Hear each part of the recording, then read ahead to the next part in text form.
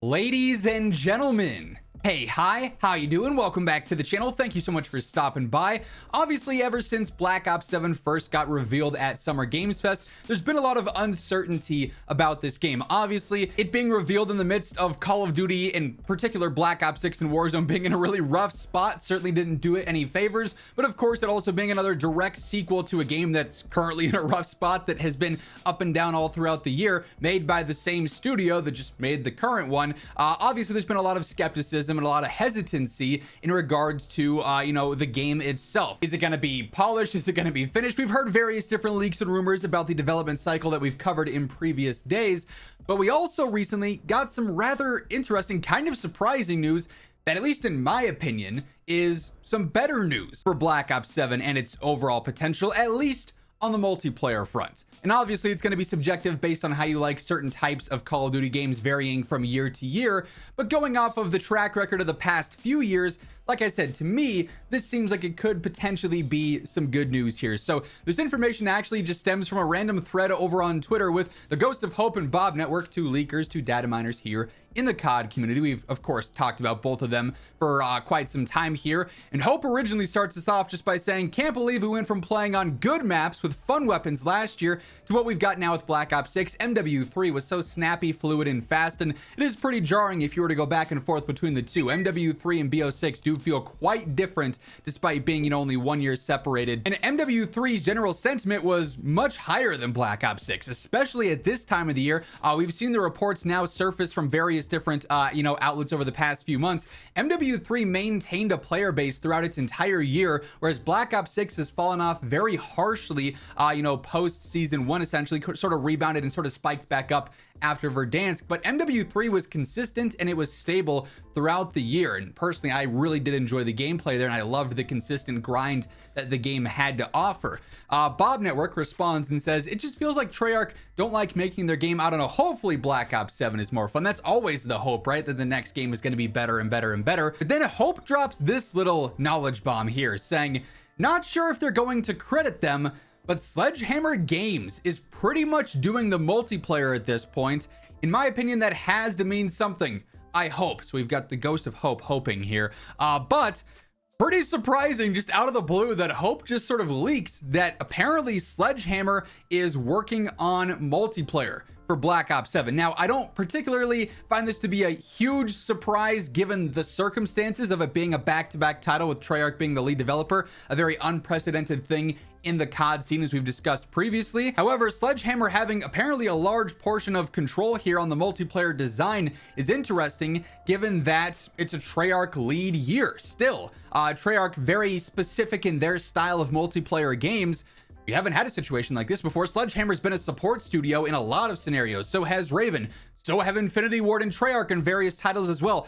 At this point in COD, with the COD HQ and everything that is that, it seems like basically every studio to a certain extent is working on every game. It's just the percentages vary. In an Infinity Ward year, maybe they're doing 85% of the work, and Treyarch's working on 5, and Sledgehammer's working on 7, and Beanox or High Moon are doing some other stuff, or it flip-flops to a Treyarch year or a Sledge year, whatever, right? But this, like why I'm saying this is potentially good news, is because we're coming off of MW3, Sledgehammer-led multiplayer, Sledgehammer-led design that entire year. And Modern Warfare 3 did a whole lot with very little. One of the shortest development times a COD has ever had, and yet Modern Warfare 3 sustained content consistently throughout the entire year at a rate that we've never seen before in COD. Objectively, it's got the best post-launch content support of any COD in history to date. And so Sledgehammer is very familiar with this sort of, specific area of work where you're following up a game with a direct sequel. The development times might be a little bit wonky, but also they now have the blueprint for what works incredibly well for player retention and player sentiment being good and being higher than in years past. Hope sort of follows up and answers Bob, who asked similar questions that what I sort of just presented here. Bob clarifies, are they doing BO6 or BO7? Hope clarifies, Sledgehammer is apparently working on Black Ops 7 multiplayer. Bob says at the very least the core gameplay should be good, then will probably take a few seasons for guns and maps to be up to standard. Sort of a different thing every single year on how guns behave, how guns feel, the balance of everything there. The maps obviously somewhat more great hits in Modern Warfare 3. There were some awesome post-launch content maps. There are ones that I'll never queue into ever again, of course, and that's sort of just the deal with every single COD ever, right? But Hope does then follow up even more, saying Modern Warfare 3 was one of, if not the only COD to never have its player-based population fall off after the holidays / mid-year. As I just alluded to, they sustained a player base and they actually grew players every single season, basically throughout the entire year, which was kind of unprecedented, especially in recent years where we saw drastic drop-offs after the season 1 hype and the holidays and everything going on there. Hope continues, it kept its player base the entire year. SHG Sledgehammer is looked upon very highly by Microsoft and others now. I think it helps that people were pretty bummed by BO6 post-launch offerings. Obviously, it's been a rather sort of lackluster year outside of the return of Verdansk, like Black Ops 6 in specific. Zombies has some cool stuff going on. I do enjoy the story there, but multiplayer hasn't really had anything too crazy, any major wow factors in any given season. Hope sort of expands even more, saying also they are still full steam ahead on 2027. Sledgehammer should be the lead dev for COD 2027, so this won't impact much if at all there, which is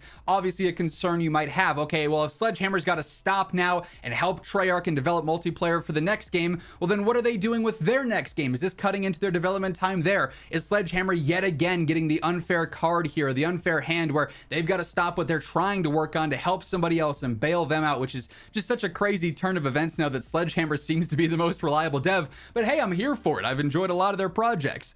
They definitely lost a lot with the layoffs, more than publicly known, but they're going to be hiring a lot here shortly. So Sledgehammer's in a very interesting position, but also so is Black Ops 7 now.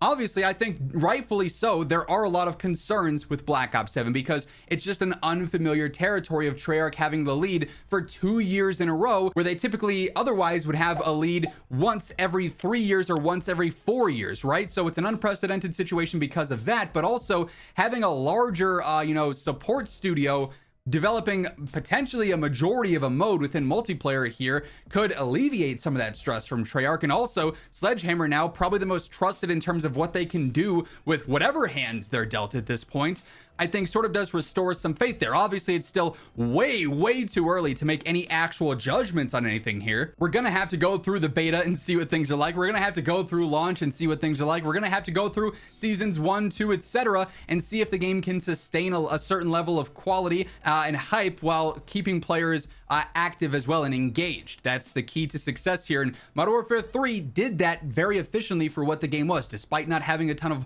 hype at launch, it was able to bring hype through the seasons because of what Sledgehammer brought to the table. So Black Ops 6 not following up Modern Warfare 3 with that same level of consistent quality content season after season, incredibly disappointing, but perhaps maybe some of it was planned and reserved for Black Ops 7 anyways. Time will tell here, but this is certainly now a very interesting situation that, kind of just came out of the blue here from this random interaction with Hope and Bob Network here. But that said, that is going to wrap things up for this video. If you enjoyed it, a like rating is always seriously appreciated. And if you're new to the channel, you want to make sure that each and every day you are in the know for all things going on in COD, feel free to hit that subscribe button and turn on those post notifications. But once again, thank you so much for tuning in. And until next time, take it easy, have an awesome rest of your day, and I'll catch you later.